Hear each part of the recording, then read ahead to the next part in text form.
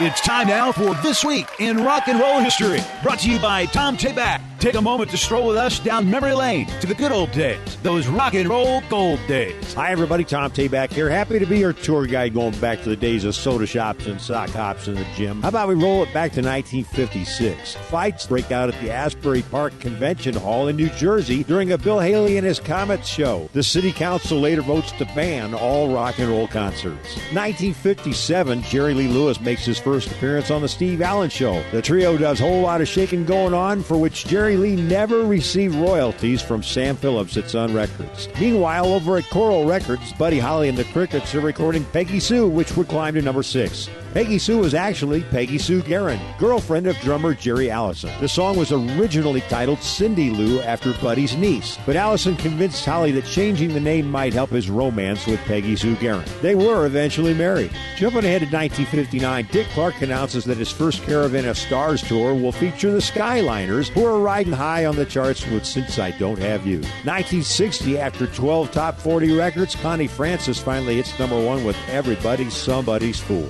The same week in 1961, Gary U.S. Bonds, or should I say Gary Anderson, has his only number 1 hit with Quarter to Three. 1962, Gene Vincent was featured at the Cavern Club in Liverpool, England. Also performing that night, an up-and-coming local group calling themselves the Beatles. 1963, Del Shannon's cover of From Me to You became the first song written by John Lennon and Paul McCartney to appear on American charts. 2 days later, the Beatles record She Loves You, which would be released in August and become their second number 1 hit in the UK. 1964, Peter and Gordon's World Without Love hits number 1 in the U.S. Paul McCartney wrote the song, but did not receive credit on the disc. You see, he wanted to know if he could write a song anonymously that would still be successful. How did Peter and Gordon get so lucky? Well, at the time, McCartney was dating Peter Asher's sister Jane. Also this week in 1964, the Drifters have their last top 10 hit with Under the Boardwalk. It tops out at number 4. And The Little Old Lady from Pasadena is released by Jan and Dean. It hits number 3 by August. In 1965, the Byrds hit number 1 with Mr. Tambourine Man. So why spell Birds with a Y?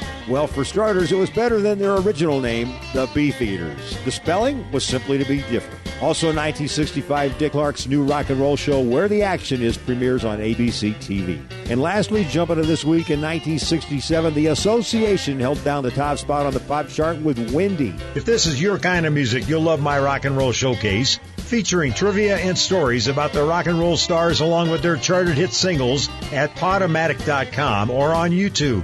Podomatic.com or YouTube. Just search Tom Tayback. That's Tayback.